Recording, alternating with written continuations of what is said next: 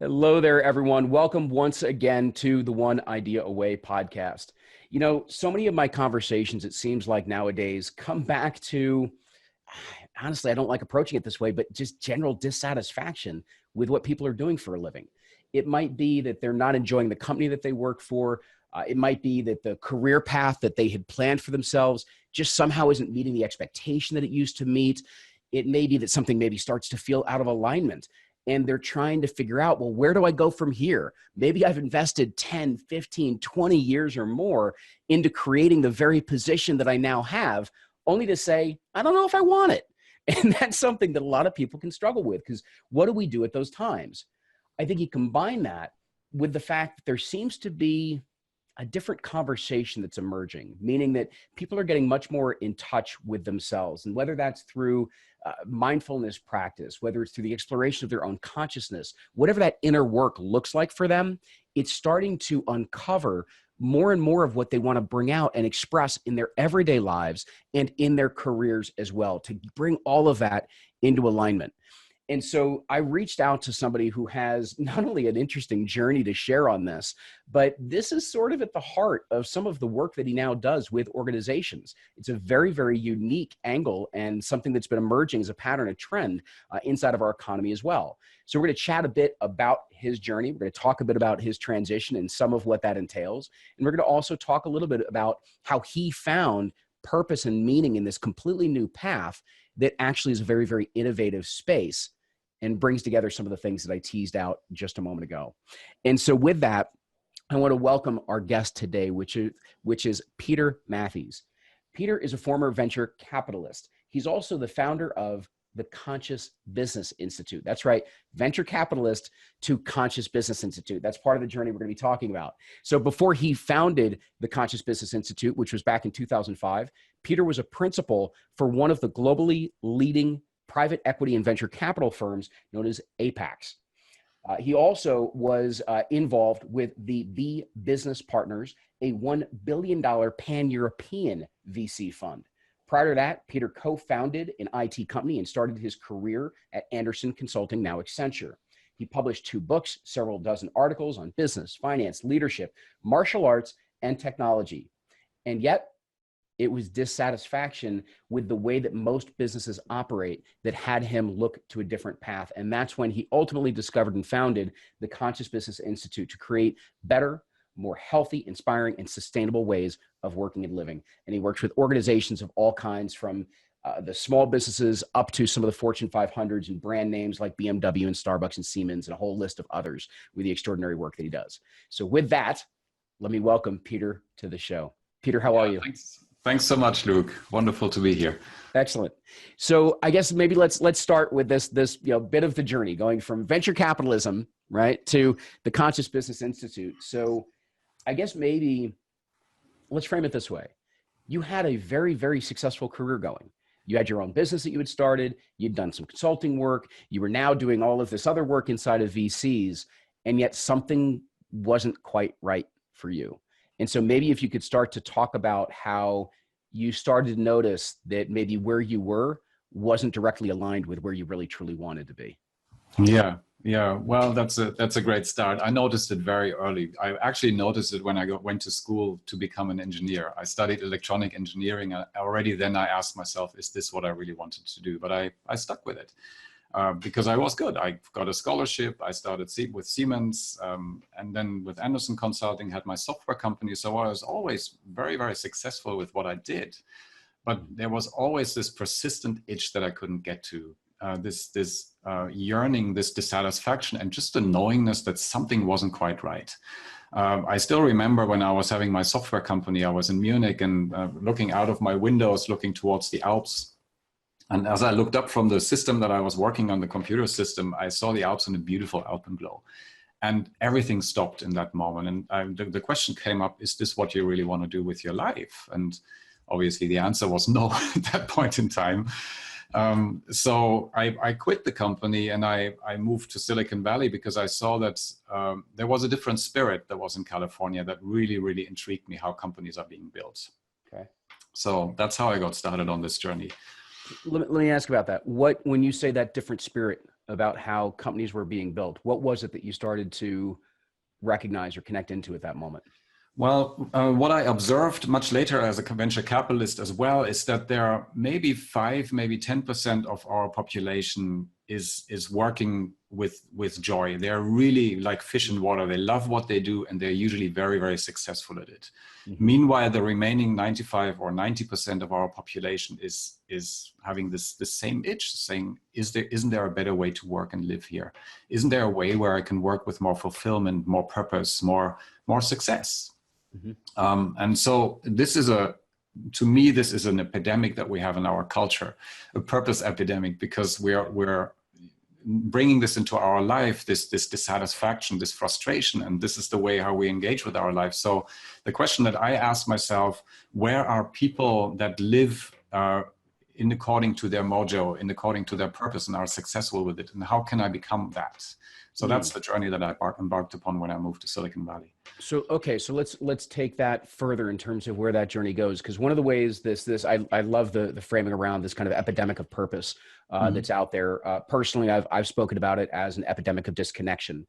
I think we're getting at something very, very similar in that individuals are disconnected from an understanding of really who they truly are. You know, when you look underneath all the layers, all the expectations, the societal expectations, the family expectations, all of these things that we've been through, plus our own experiences, we kind of forget that inner nature of who we are, and how serving that brings out our purpose in the way in which we want to show up in the world.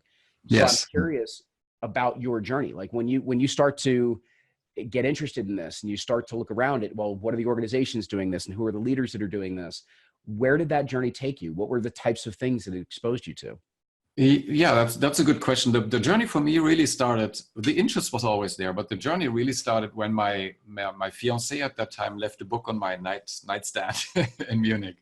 The book was Grandfather by Tom Brown Jr., which is a guy that has been educated by Apache elders for 15, 20 years. And to hear about this Apache elder being so connected to the earth, so connected to himself, fundamentally changed my outlook on life.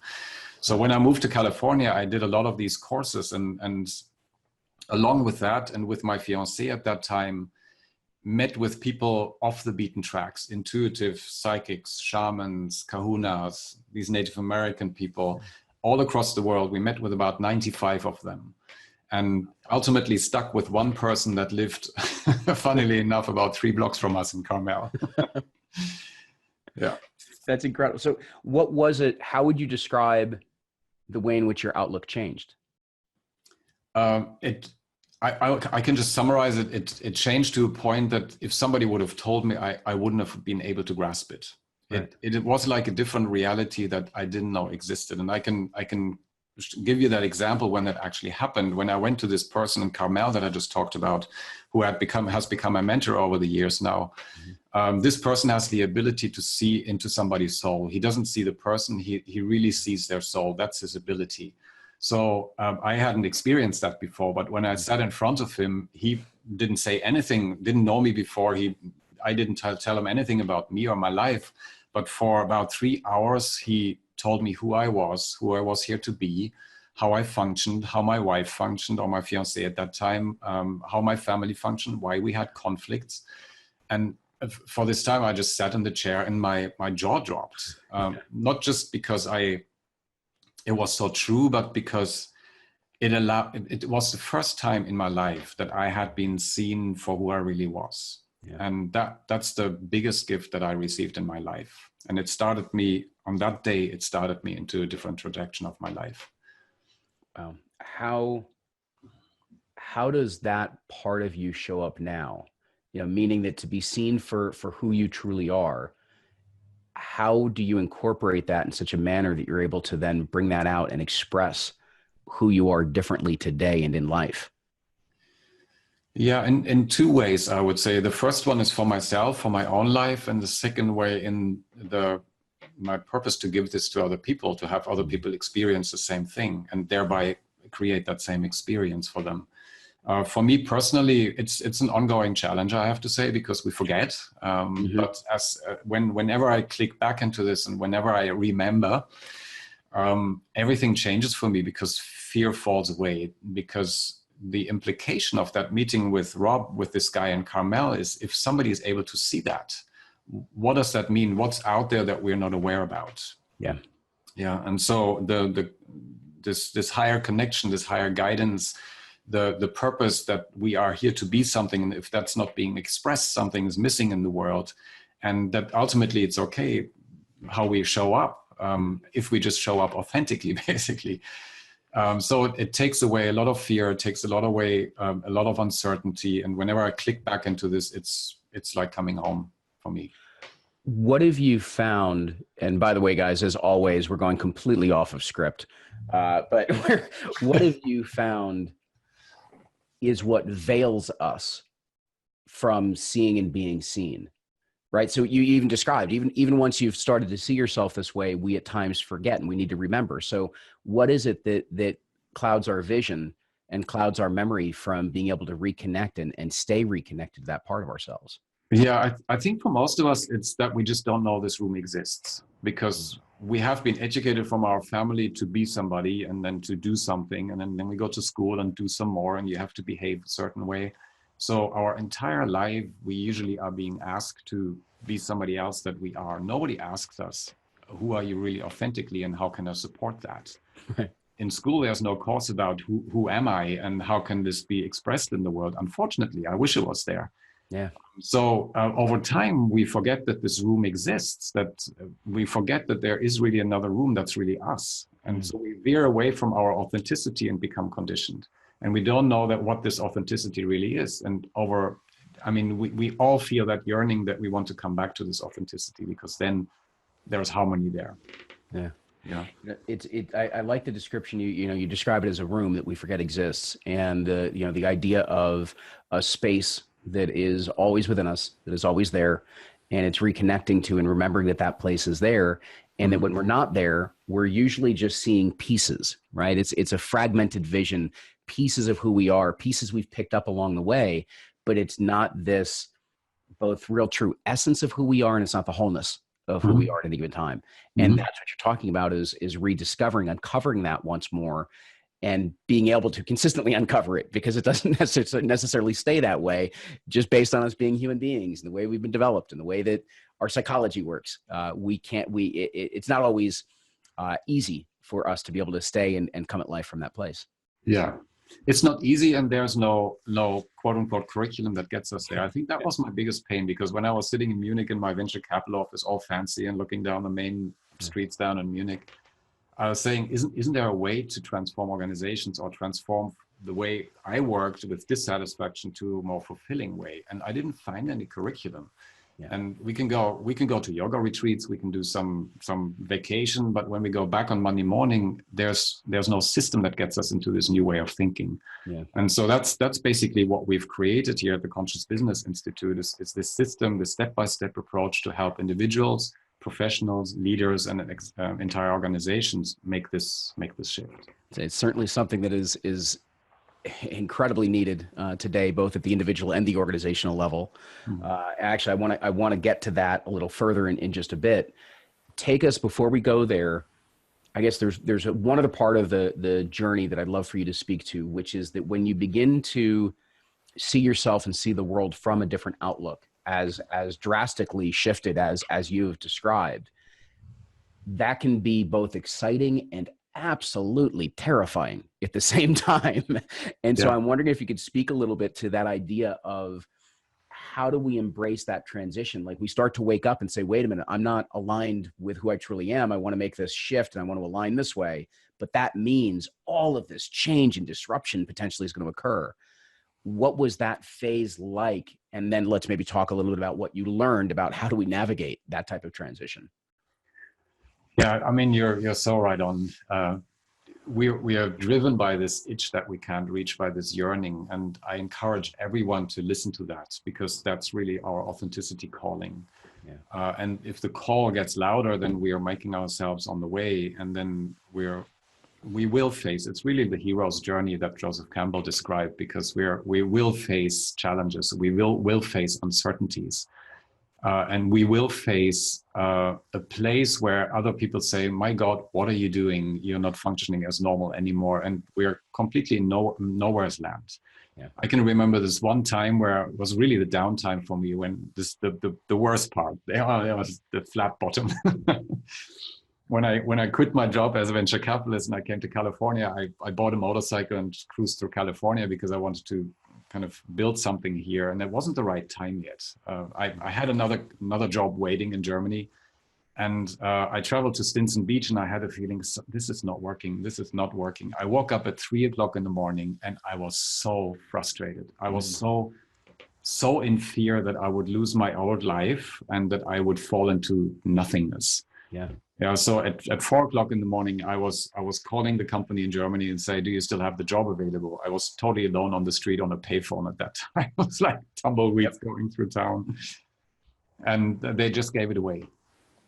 And so the bridge to the old world was cut off. And I just walked onto that long Stinson beach. It's like a couple of miles long. And I walked up and down that beach at 4 o'clock in the morning, screaming, swearing my head off, cursing the people that have brought me on this transition. And I just felt like the loneliest and lost person in the world.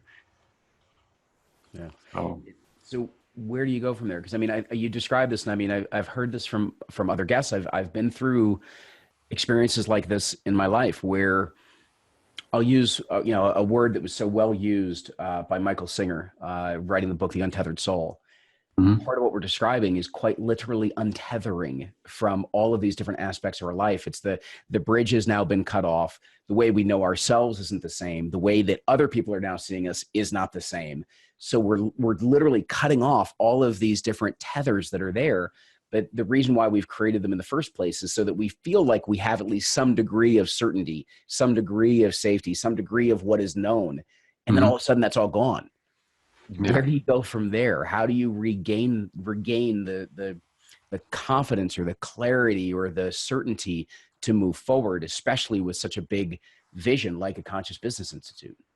Yeah, well, the first thing I want to mention is that nobody needs to hit that hard of bottom, because as trailblazers, maybe some of the first people who walked this path in that kind of way, I just packed 2 bags and I had nothing. I left my job, I left my relationship at that time because it was not working well. I left everything behind, my home country, and I had nothing basically. Nobody needs to do that. Mm-hmm. So there's an easier way where we don't need to fall that low. That's the first thing that I want to say. The second thing is that essentially looking back is that time at Stinson Beach, when I was on that beach, the only thing that happened is that I was not clear how the future was going to look like. So the fear of uncertainty, which is the biggest fear that we have as human beings. Yeah. The old path gave me some certainty. If you do this, then this will happen. If you do this, then this will happen. It'll not make you happy, but you know what happens. Yeah. This new trajectory, there was no destination. There was complete open space, which if you think about it is so freaking cool. Yeah. Because then new things can really develop, which they did. But not knowing that and not knowing how long it takes, that's the biggest fear. Yeah. So what helped me is really to take a step at a time, to have a few people, maybe just one, a few people that we can talk to in these moments that are guides or that are helping us along this way, that are holding our hand and saying everything's okay. You're walking, just keep going. Yeah, and maybe guiding us a little bit so that we're not completely alone there. Yeah. You know, it's interesting because I think and this is probably certainly something that's a bit cultural to Western society, is how often we get into these places of uncertainty and we believe that we've got to navigate the whole thing on our own. And it keeps us in isolation. It keeps us very, very lonely at those times when we probably need connection from others the most. Let alone, there's some really great resources, some really great guides out there who, like you described, have been through some of these experiences so that we don't have to go through the full extreme of some of it. And so for us to be able to reach out and to have that trusted circle around us is very important. To have the 1 or 2 really intimate, whether they're guides or coaches or mentors or friends or whatever, that we know that this is where we can find, that sanctuary that we may need at times, where we can go to get that little bit of insight that helps us continue to make that step at a time. And then I'm also curious that within all of that, what would you consider to be maybe one of your own, maybe personal practices? For me, it's meditation. And the path of meditation has been something that's crucial for me. What have you found that is also then just maybe your own internal practice that ties a lot of this together and helps you kind of reground, recenter in who you are? Well, I want to go back to this one thing, because I think there's one more important point, and then it's please, together with this one. One thing that really, really helped me as well is to realize that whatever happened in those difficult moments is really what's building our muscle, what's building our authority to step up in this world. If you think of anybody that we admire, they have gone through difficult times and they are standing up in those moments. And so whenever I felt that in hindsight, I built the muscle to do what I do today. Otherwise I would not be able to do it, because it wouldn't come from an authority. So what helps me is to go back into that space and to realize what kind of muscle, what can I learn from this? What's possible here? How can I just sit with what's happening and just feel that and learn from it? That's one practice that I actually have. Second one is meditation. I do that here at home every day, but what I also do is just spend time in nature, because I have this affinity to nature, and just being out there, there's nothing to compare to. When we come down the mountain, we compare to, oh, there's a beautiful house, I want that. There's a great car, I want that. But out there in nature, we're just being. There's a place where we can just be, and it allows us to connect to ourselves and to something greater, hopefully. So a couple of things. I really appreciate you going back and revisiting what is there in those moments of great challenge. Because there is a great strength that can be developed. It's, from a research standpoint, they now look at post-traumatic growth, for instance, as part of that process, so we can just understand what's going on there in a different way. And at the same time, it brings us face to face with so much of what it is that may be preventing us from feeling more liberated within our lives as well. And, at times you need to be within certain experiences for you to really, truly come to face with some of those things, and then have the willingness and the commitment to move from there, to shift and to learn what it is that you're meant to learn there. So I really appreciate you reconnecting to that. From a personal practice, meditation and nature certainly is something that we hear come up so often, but I really appreciate, and maybe we can expand just a little bit more on this idea of sitting with whatever's going on, because this has been a part of my own practice that I did not realize the profound shifts that were going to be created by the idea of sitting with it, by not escaping, by staying. And so I was wondering if you could just share a little bit more of, when you say to sit with what's going on and what you're experiencing, if you could just say a little bit more about what that means and looks like to you, so that we can give everybody a greater sense of it. Yes, and I also go back to why this is so important to me, because when I was younger, when I was a venture capitalist, I was so disconnected from myself that I came home and my fiancée asked me and said, what do you want to do? You want to go for lunch, or you want to go watch a movie? I was not able to answer that question because I was not able to check in with myself what I really wanted. I was just running around doing stuff every day. And so maybe some people can relate to that. We're just in such a doing universe that we forget what we're really feeling. True. So for me to be able to check in and sit with something, let me give you an example that might be helpful to illustrate that. Let's say somebody passes away in your family. Some of you might have experienced that. There are several ways to deal with that. The first thing is that we can be on a level where we do all kinds of stuff. We write letters and we do the funeral and all kinds of things, and we keep ourselves busy. And then we go into a different, what we call the conditioned emotions, where we shame, where we blame ourselves. Oh, we feel guilty. Oh my goodness, this is such an outrage. And oh my God, I can't spend time with that. We're in the story. Yes. You can clearly feel that the story causes a lot of suffering and it will never go away. You can grow 50 years older and you can still have the same guilt that you didn't spend enough time with that person. However, if we kind of go through those conditioned emotions and go to our authentic emotions, anger, sadness, confusion, fear, and just sit with a, oh my God, this fear, I'm alone now, or this deep sadness of having lost that person, and just sit with that, you'll feel that there's an enormous richness in that, that there's an enormous expansion even, that we can connect on a level and share this sadness with other people if we're just able to sit in that. Yeah. Does that make sense? Yeah, it's a beautiful way of describing it. It's, you know, we forget that so much of the stories that start to run within our minds, the activities that we take on, all the doing and the busyness that is there, when we're going through, I'll say, more intense emotion. It doesn't necessarily have to be sadness or depression. It can be on the high positive side of this as well. But so much of what we go through is that the stories and the activities are actually taking us away from actually feeling what's there and acknowledging and fully seeing what's there.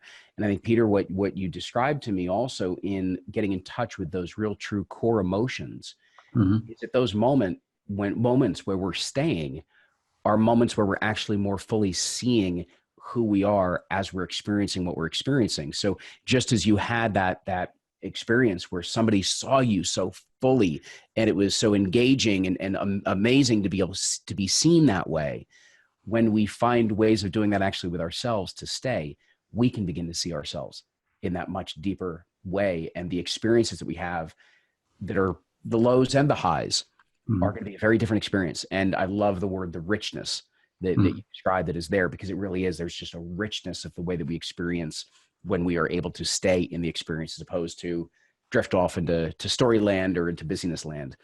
Yeah. And there's also a richness, but there's also the ability to connect to something bigger. It's like a radio station. If we're always having the story, it's like the noise level that we hear. It's just, yeah. When we actually tune into that signal, we're able to receive, we're able to connect, and absolutely more intuitive. Absolutely. Yeah. I appreciate that. Let's talk a little bit about this movement of conscious business, because it's extraordinary to me. Conscious business, conscious leadership, conscious capitalism. Obviously, on the personal side, the movement of mindfulness, the growth of all of these different areas, even social entrepreneurship. There is something going on out there that we were not ready for 20 or 30 years ago. And so I'm wondering if, number one, you could clarify a little bit when we talk about conscious business, what specifically do you mean by that? Do we mean by that? But why now? Meaning, why is this emerging as something that we as a society seem more ready to get behind? Yeah, I see it from different perspectives. The first one is there's so much stuff hitting the fan out there that people are looking for a different way to work and live. If you look at organizations out there, every single organization that has a few brain cells on, big, old, conservative, not conservative, it doesn't really matter. They know that they need to change, and they know that it's not something we do and just implement, but it's a mindset shift of the people. A consciousness shift, basically. So suddenly we have a wide open door, because the traditional ways of just consulting, cost cutting, and all these kind of things, they just don't work anymore. The cow is milked, it's empty, kind of thing. So what's a different way to to get to the juice here? So we need to enter into this new room that I talked earlier about, and that requires a consciousness shift. If we have leaders in an organization that suddenly need to operate as servant leaders, or that need to engage people purpose-driven, build different cultures, it's not something that we do. We have to come into the office every morning with a different mindset. Not to focus on goals, but to really focus on how can I serve? How can I build a culture where people want to be?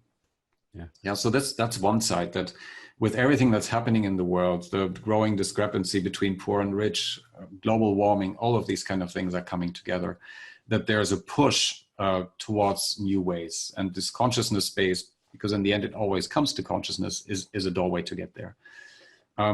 The second thing that I see is actually a more higher spiritual thing that we see. We do personality tests with people. They have certain colors, they have certain personalities. We see that we are emerging into a new era. You might be familiar with that if you are thinking of Martin Luther King, he was one of the first, we call them violet people. They're the purpose-driven leaders. Yeah. And all of these guys were killed. It's Nelson Mandela, Gandhi, Kennedy, Martin Luther King, who say, I have a dream, have a vision of how this world could be. They were all killed because they were ushering in the new era of violet thinking. And now we're full on in the violet spectrum. And if you look at the millennials, 80% of them want to have a purpose. They're violet in their colors. They want to be led in a violet way. Mm-hmm. And now we even move further into the indigo age, which, if you're familiar with that people are much more interconnected to something higher out there. Yeah. So there's a more global change or more spiritual change, universal change that's happening, that's, I believe, supporting this movement. It's really interesting to see, and I guess it's going to be the ongoing question of how this ultimately evolves. But it's really interesting to have a conversation the way that you describe this in terms of ushering in of a greater level of connectedness, of greater level of purpose and foresight for meaning and fulfillment, and pairing that with what we have thought of as traditional capitalism and business as it stands, economy as it stands, because we can see that as a major shift that's occurring, and why it's a very difficult one for a lot of organizations and a lot of professionals within those organizations to be able to make. Mm-hmm. And I guess I'm curious if you could just speak a little bit to maybe some of the resistance that is out there to shifting to some of these new paradigms that are beginning to emerge. Mm-hmm. And how is it that we work with that resistance? How is it that we address some of the, maybe the fears and the concerns that come up from that resistance? Yeah, that's a very good question. First of all, I believe that the change is not going to come from the top, because if you look at the top, if you look at the current leaders, they have gotten to where they are with their old principles. And for them to change, make this fundamental shift is super risky. Yeah. I don't think it'll come from there. We see that many of them are more open and they support this change because they know it's going to happen. So it can be ushered in from that level, but they might not be able to do it themselves. Mm-hmm. So the question then becomes, if the leaders are open to that, then great, let's go through that door. That's perfect. Right. But what we do more and more is we work with the second level leadership team and basically the entire organization. So we've just started working with an organization with about 450 people. And we're actually working on the staff level because they know that they want the company, if they want the company to change, everybody needs to have this different mindset shift. So we proposed a program to them where we actually take them through a 10-month journey of this consciousness change and how it can then be implemented in the organization. The program was sold out. I mean, it's on a voluntary basis. It was oversubscribed within a week. It was just get me on, because we all want to have something different. So there's that big yearning. Yeah. Now we're in the program for a few weeks and a few people are going, oh cow, oh shit, what's happening here? Because they're being stretched. Yeah. Many of them are coming along. I would say 95% of them, but 5% are really being stretched and are saying this, I can't go there. This is too scary for me. Yeah. So obviously we are trying to keep them along and say, come on, you can do this, come with us. But some are just not ready to do that. Sure. Yeah. Sure. Let me ask you, I guess maybe for us to be able to wrap up, because this kind of a question in the back of my mind that ties us together. And honestly, I think it speaks to those that do have some of the resistance that bubbles up when we do get stretched, we do get into these uncertain places.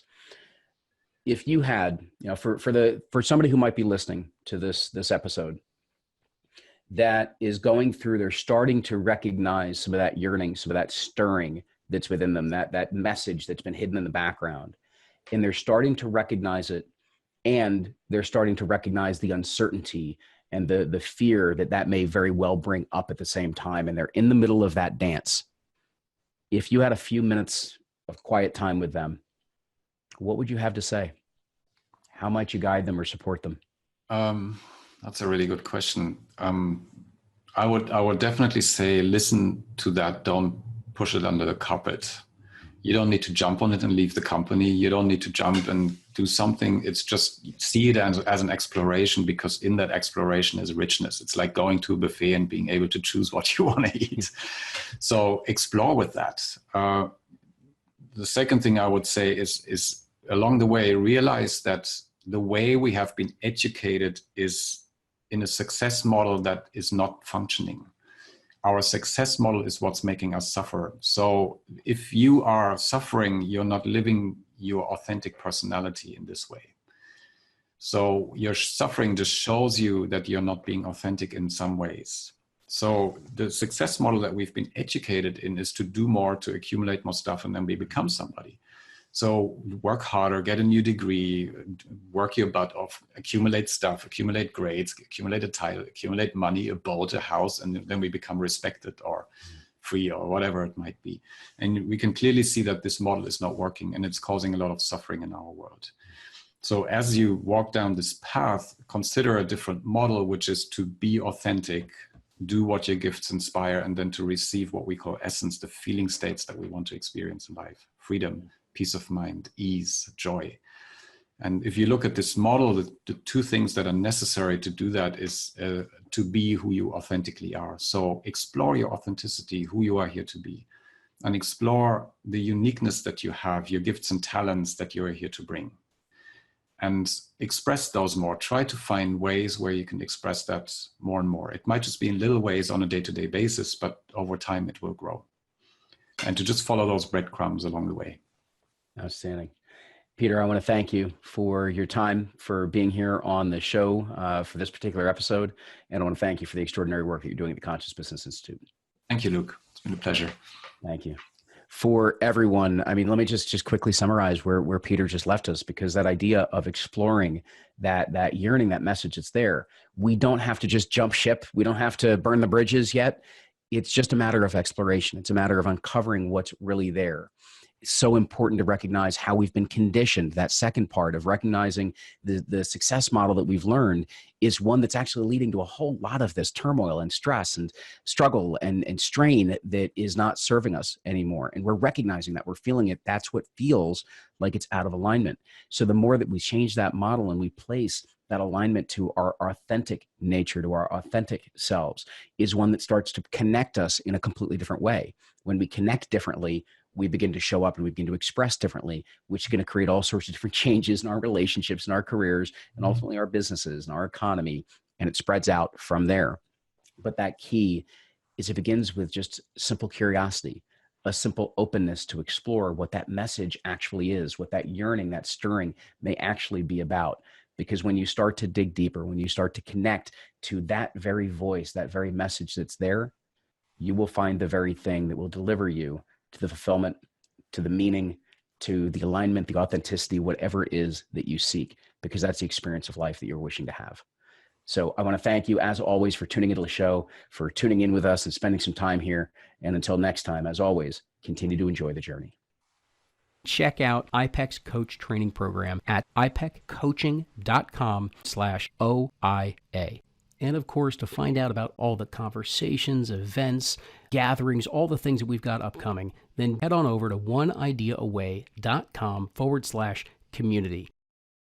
Thank you for listening. I hope you've enjoyed it. And if you have, please do us the favor of subscribing, reviewing the show, as well as sharing insights or comments that stood out for you in this episode.